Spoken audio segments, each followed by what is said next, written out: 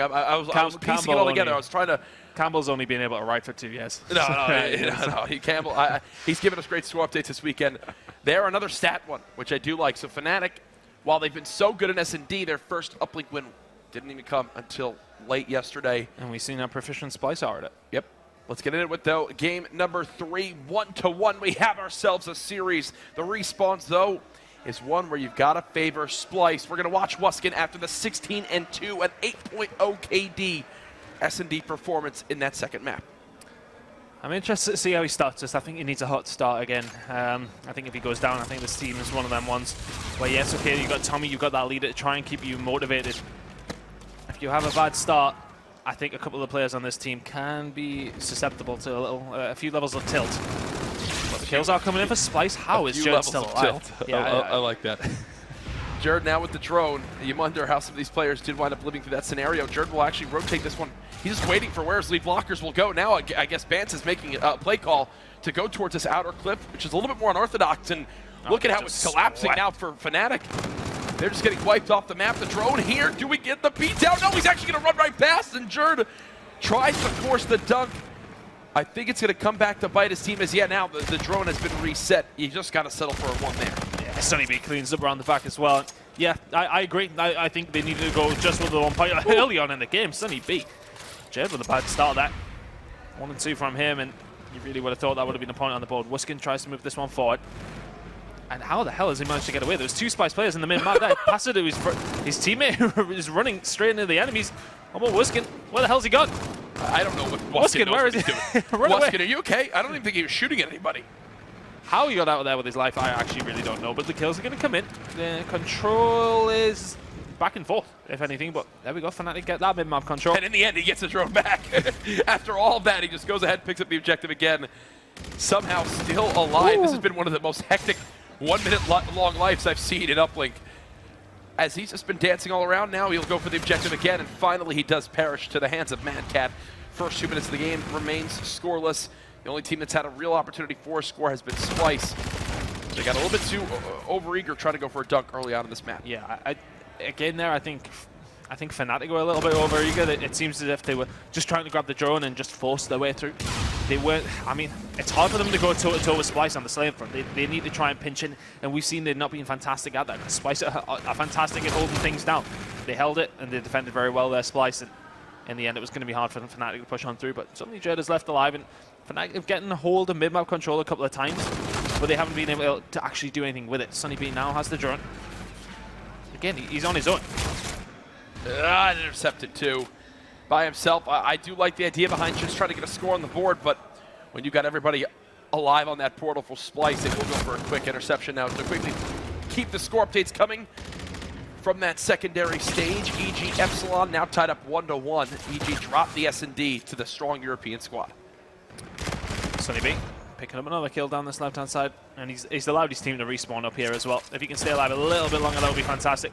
Doesn't manage to go down to Mad Cat, but his team are in a position to defend from not actually having to sit in their base yet, but Dread's going to push on through. Scraps going to take him down. Mad Cat gets wiped out as well, and Scraps is really firing right now. Does eventually go down to Bance, who picks up a second of his own.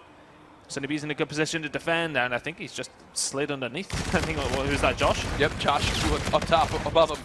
Sunny B with that SMG still making his presence felt. Another interception comes in. This time it's Tommy returning the favor. So still now 3.5 minutes into this game, and both squads have yet to put up a point on the board. I will say, if it goes one way on this one, I'm more impressed by FNATiC that they're keeping this game this close. Yeah, I think the thing is, FNATiC probably had a bit more pressure. They've won those gunfights in the better areas. I think a couple of times, I mean, for me, SPLYCE should still be 1-0 up. I think Jared was a little bit overzealous with that that dunk opportunity, but here we go. This is the first time that we've really seen them take charge in mid-map. Kills coming in. Tommy does answer back with one of his own on Mad Cat. Bance does take him down as they push into sub-bay. They're going to try and go for the 2 here, I'd imagine, but FNATiC are not actually that well set up. The 1 doesn't go in. The interception once again. The kills come in, and that's that thing we were talking about SPLYCE. When they play slow, they can really do damage, but they would play it a little bit too fast there and not going to be able to pick up anything. But the kills do come in mid-map once again. The spawns are being kind. Jed's going to push out with that drone, and Bance is just holding down sub-bay, and that's the way the drone's going to come. 3 throws so far, 3 interceptions. The stories of this map, and a lot of times how Frost Uplink plays on out. It's a low-scoring game because of that reason. Splyce, they're putting more focus towards the RoboBay, which I do agree with. They just haven't been able to convert a point as of yet. Maybe this is the third time's a charm, as MadCat will go ahead and try to push forward, but why? Tun, you're not happy with that decision. No, that's ridiculous. I don't understand. His team aren't that far away from him, and he just runs on through. I don't understand that play at all. You know, don't get me wrong, MadCat has a superior COD brain to me, but that, for me, did not make sense whatsoever. 10 seconds left. This will go into the half. 0-0. As these two teams are looking so evenly matched so far in this series. One takeaway for you from that side one. SPLYCE, I think they don't play in the same game they did yesterday. I said they need to slow it down a couple of times. They're getting in positions in sub-bay where they can push on through, but they need the lead blockers to push out first, get the kills. Yeah, okay, if you die, you got to try for the one, but in that situation, MadCat had a couple of guys up with it. Why not allow them to push on through? Yeah, there was about, what, 30 seconds left? That's time.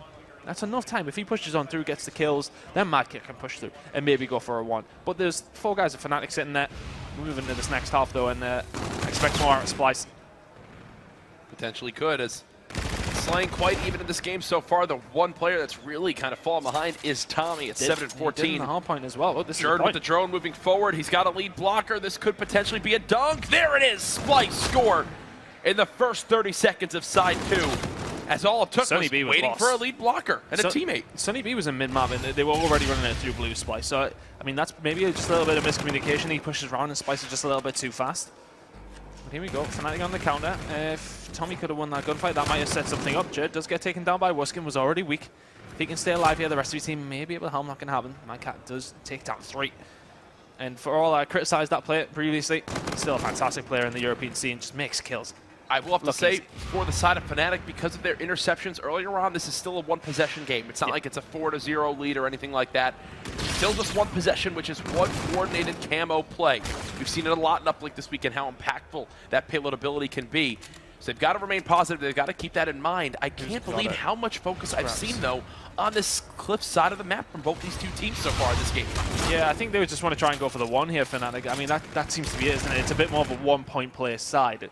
I just feel like they're going for the convenient play. Like, it's just, all right, we're already over here, let's just go for it. Instead of actually wrapping the drone, dropping it down, getting the first wave of kills, then moving up into Robo, they're just settling for a closer and easier push instead of actually coordinating it and trying to make something happen. Sunny B in a sticky situation as FNATiC do respawn up. Gonna go on with Bance.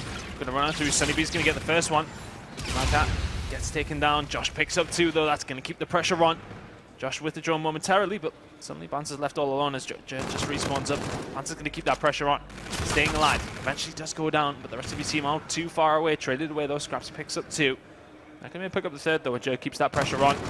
Wuskin's going to get taken down as well. He's lost in no man's land there. That's going to be a 1. Tommy coming in with the interception once again.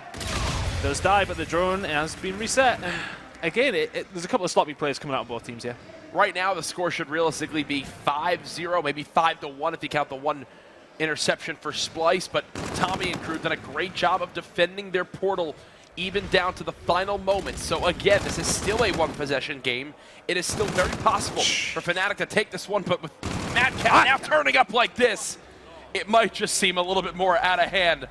Bance with this drone. Here comes the 1-point throw. Does he get it off? Yes, he does. 3-0 now, 2-possession game. Yeah, they've cleared out the kills, but in the wrong area there now. Like, if FNATiC are making kills on the defense, and that's why the stats seem so close in terms of kill-to-death ratio.